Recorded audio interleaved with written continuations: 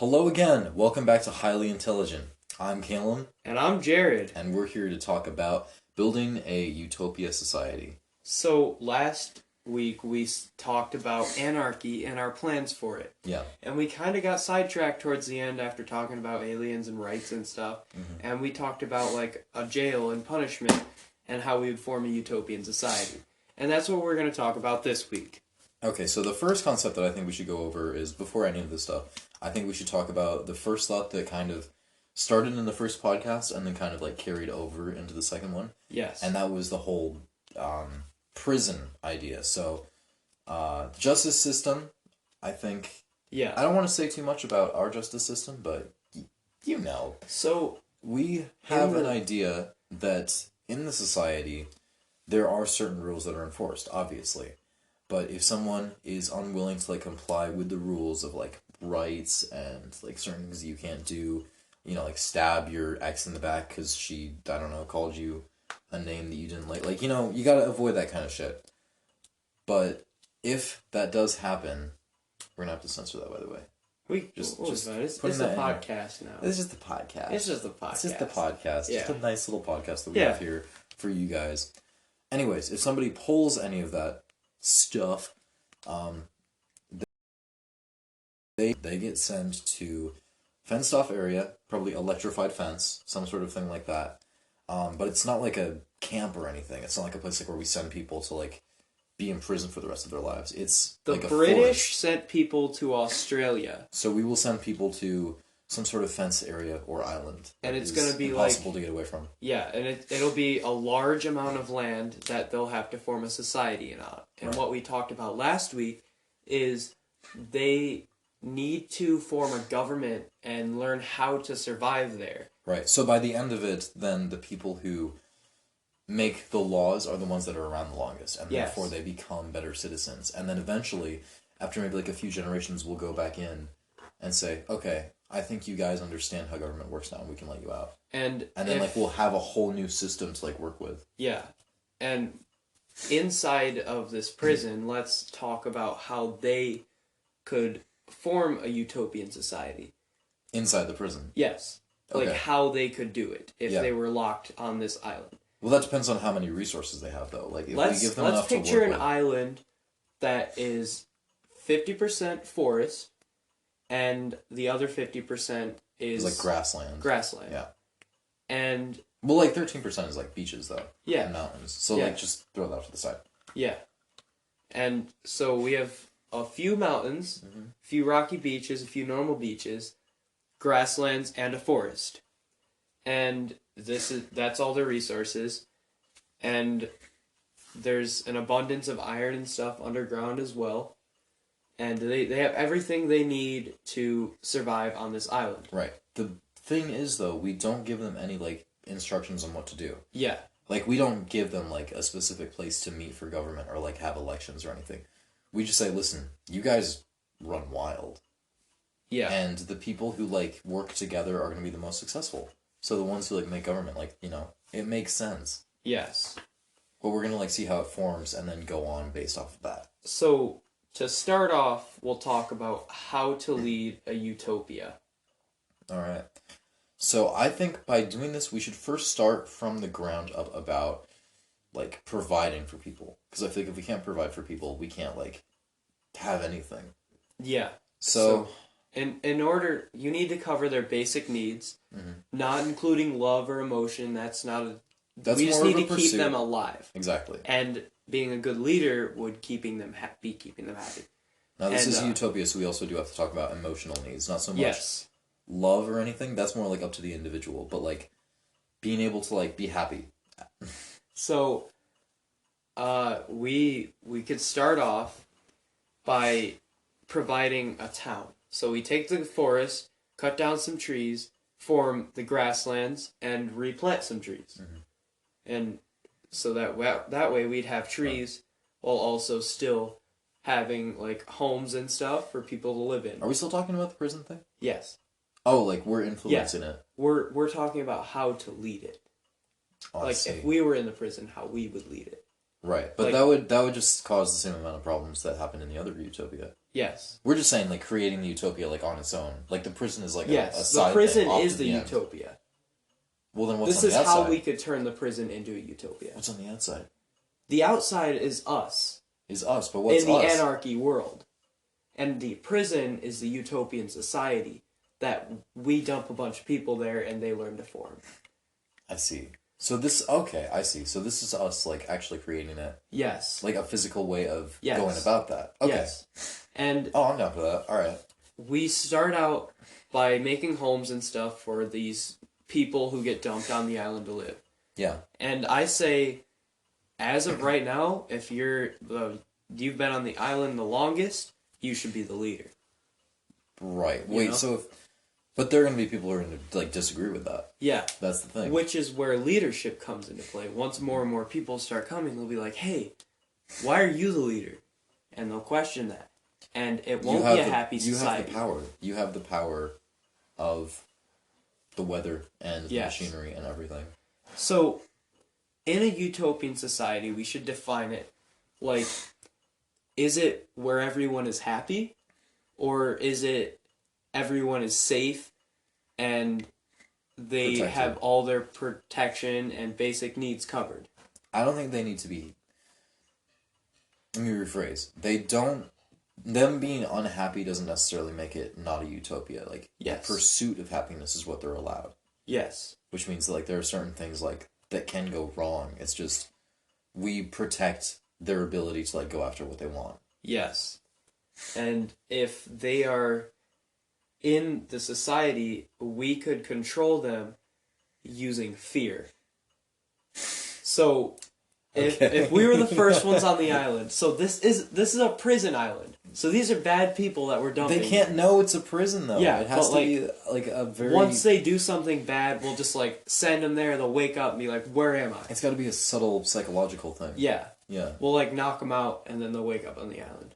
It's like, how did this happen? Okay. And, they don't know it's a prison, and they know that, like, they're bad people. They got sent to this island, so we're putting a bunch of bad people there. So they're gonna lead each other using fear. Right. So which means if you want to be the leader, you have to establish your dominance and make an example out of somebody. The first person who crosses you, you kill them in front of everybody and make an example and show them you're a force to be reckoned with. And then they'll listen to you. This is not the start of a utopia. They are afraid of you. This is not the start of a utopia. It is the start. No, it is not. Yes. This is not how you start a happy society. It won't be happy. But they are safe and protected and all their basic needs are covered. You're not even walking in with, like, the signs about, like, oh, freedom for all. And then, like, one guy, like, gives you the wrong coffee at your desk job. And you're just like, you challenge me? I need to make an example out of you. You need to have, like, a death lottery system. And random, like, security guards just come out of nowhere and drag you off to the gallows. So you need to have, and, like, you need to kill people all the time. And, like, why? Innocent people, and just not tell the society why they were killed. You just tell them they did a bad thing, and they were killed. But that makes no sense, because there are a bunch of bad people on the island. When you want so to kill they'll the bad always ones. be good and cautious over what they do and not break the rules, otherwise they'll be killed. If If they they don't- rebellions. If Rebellions there are are gonna rebellions, then we'll kill them. No! We Jared! we have to take over all of the armory. Do you and, remember like, when Britain, like, you know, had colonies and it tried to govern them and they, like, overthrew the whole thing? We are not going to We give are our not people Britain. guns. We are not going to give them weapons. We don't give the people anything. Only the people in charge What get if the guns. people in charge turn around? Well, We need to keep this super controlled, as in, like, if a single gun is in there, yes. it's bad. We can call in guns if, like, it's necessary to, like, hold people back. So don't lead with fear. That's what you're saying? Yeah. All right. If you're gonna lead with fear, don't make it something that you do. Make it something that you solve. Yeah. As in, like, you would order in random horrible things to happen, and then you would, like, somehow, like, get the people out of it. Yes. Whether, like, you were thinking on your feet or, like, planning things out, Or if like you knew it was coming and like you had a plan for it, like people would start to So show them believe in you're you. the wisest. Yeah, and show them like that you understand like how to deal with these situations. Yeah. So no matter what happens, like people are gonna turn to you for answers. Then you start like maybe random books like are hidden all over the island, or like they're buried, or like there's some library like deep in the center, and like if people find it, it has like books about like transcendentalism, and like things that were good about communism. Well, okay, hold on, wait. Before I continue, things that were also horrible at communism, because communism is not good. It's not a good thing. So we won't have communism. We're not gonna have communism on our But island. we will have. That means we'll have social classes. The highest amongst are the wisest, which are the leaders. And I think in a true utopian society, Leaders should be chosen. yeah, well, you shouldn't have one guy. You should have you should a have small multiple committee, like a small council that runs the society. Yeah. And Yeah, each I council speaks for a different class. So you have one member of each class in the council. We need to make sure that that sort of system is balanced, though. Yes. Because otherwise the And poor aren't going to get represented. the poor, they're the highest, like, there will be no distribution of power amongst the social classes. It will just completely be based on wealth. And what wealth? The wealthiest people, they don't have power. Jerry, I don't know if we even need wealth. What if we, like, avoid money altogether? Well, then, how... True. That would go to communism. Would it? Yeah.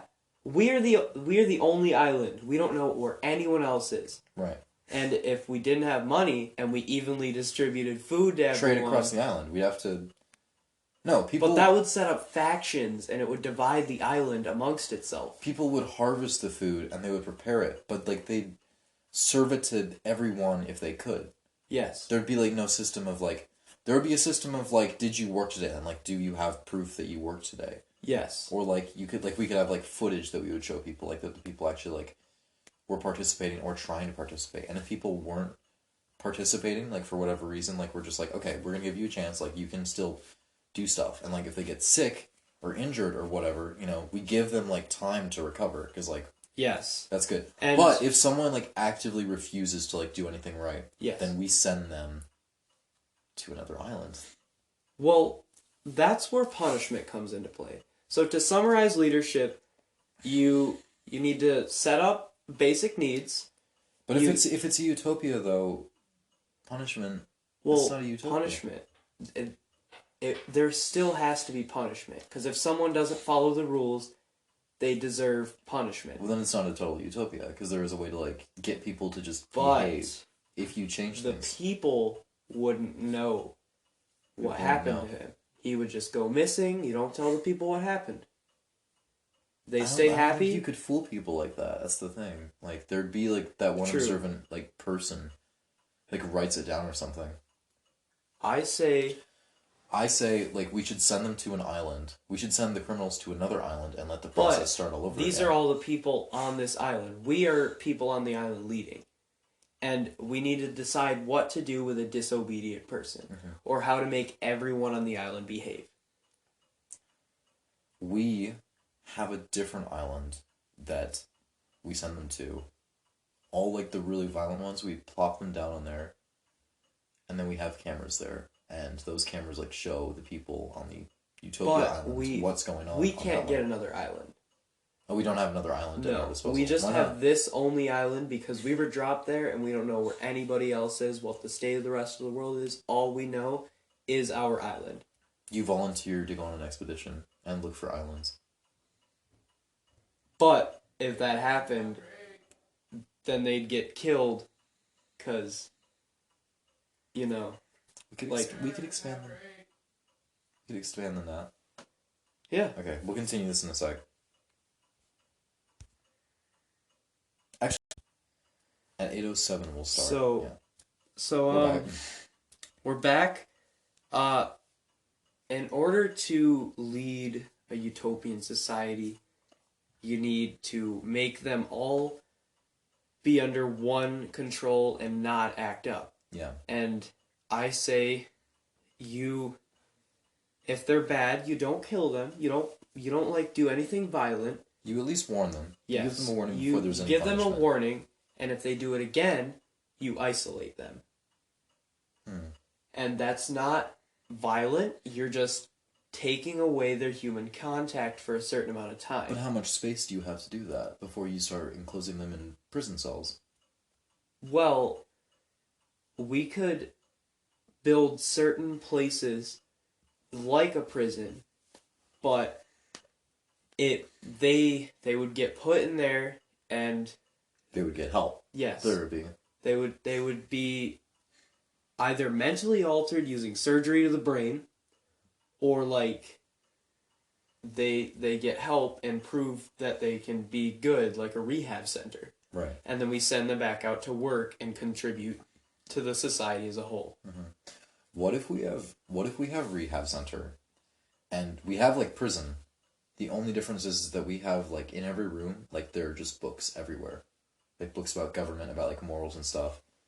And eventually like people will start reading them no matter what. We'll keep them indefinitely until they read those books and until like the people who are watching them think like they're educated enough and like they understand like the importance of what we're talking about. Yes. And then if they can't figure that kind of thing out, then they probably won't figure it out ever. Which like singles out the people who are like beyond help.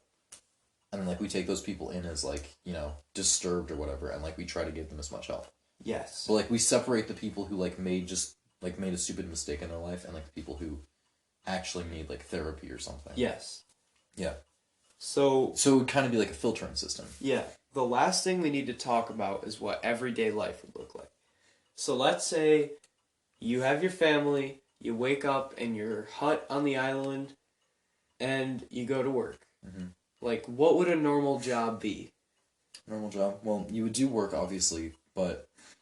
Like, let's choose one single profession that's required to make it run smoothly on the island. Okay, production of food. Yes. That's the first big thing. Farmer. So, let's say it's springtime. It's time to plant everything.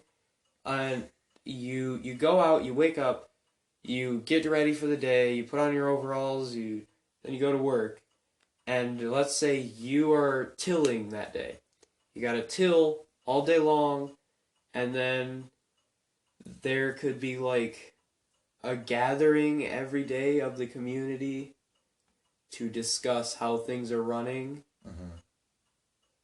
And you go to the gathering, and then you go back home, and you repeat it the next day. Okay, what is the incentive to do the work? Like, what about being a farmer gives you more advantage than like just, like I'm planting all this food, why is it just me today? Well, what do we tell people? Each day could rotate, and you could have like a different person doing a different job. Yeah. Well, we'd still need like specialization. Yeah, like doctors. There would be specialized jobs and jobs that could be done by everyone. Right. And depending on your social class, you would have a specialized job or a job that everyone does. You know? Right. Well, what about education? We could give everyone the same amount of education and at least like... Yeah. Yeah. And do you think it would be better to like keep some people like kind of uneducated during the first part of it? This is like a little bit messed up, but like because we'd still need like people to like do construction and stuff. And if everybody tried to be like intelligent, like people would get angry at each other like about different ideas and like they'd start, you know, killing each other. And we need to keep them dumb at first, and then afterwards we need a foundation, and then we would send in educated individuals to teach the others. Right. And once they've already had a functioning society and they've already set up like basic needs. Right. Now the basic premise of this is like time is going by and like generations are happening, assumedly on this island. So by the time like the old like criminals are actually old, then we can like start educating them. Because by like that point they're not really a threat, you know, because like they've been away from the world for a long time. They've had children, and those children are like around right now, and like we're teaching them. Yes. So like they don't have any reason to like be mad about anything anymore because they've been away too long. Yeah. And so that's how we keep them sort of neutralized. Yeah, so in a basic day, you go to work, you go to a community gathering, you get different jobs based on your social class, and in the future we'd educate them, but at first we'd keep them dumb. And to lead them, you need to set up their basic needs, and you need to keep them dumb for a little bit, set up non-violent punishments. This is all theoretical, Yes. by the way. We like to clarify. Yes, all this is theoretical. So that's the summary. Right. And today we have... Oh, right. For our podcast, since we do this every time, we're going to keep this tradition. So episode 2, we have... Well, why don't you explain? So in episode 1, we had a weird table object that we discussed. Yes, and all the bubbles were It was a empty. mystery. Yes. And today we are discussing a little banjo statue man. And... So we found this in a house owned by an old couple that we were inside one time, and they lent it to us because we were like, ooh, we want to talk about that on our show. Yes. So this is it. It's extremely old. I think it's from like the 1800s, early 1800s. Yes. Maybe a little bit later. It looks like it's just a little statue. It's just a bronze man playing a banjo or something. A little guitar. He has clown pants. He has like the red like he's dressed balls on like his a pants. clown. Yeah, he has like a frill. And his eyes are closed, and he really looks like he's getting into the singing. Yeah. And so, do you think this was a person who was an actual musician who like played and was famous, or do you think it was like a generalization of musicians at the time? It could be a metaphor for something that musicians are clowns. Yes, that like music isn't a valuable career to go into. Right. And we'll leave it at that. We may discuss that in the next podcast. Next week, who knows? We're going to discuss magic and music. Tune in next time. We'll see you next time. Thanks for listening to Highly Intelligent. Hope you enjoyed. We are out on Spotify right now. Mm-hmm. Go listen to it. Use your human ears. Follow this podcast. Tell all your friends about it. It's amazing, and we hope you enjoyed. And we'll see you next episode. Bye-bye for now.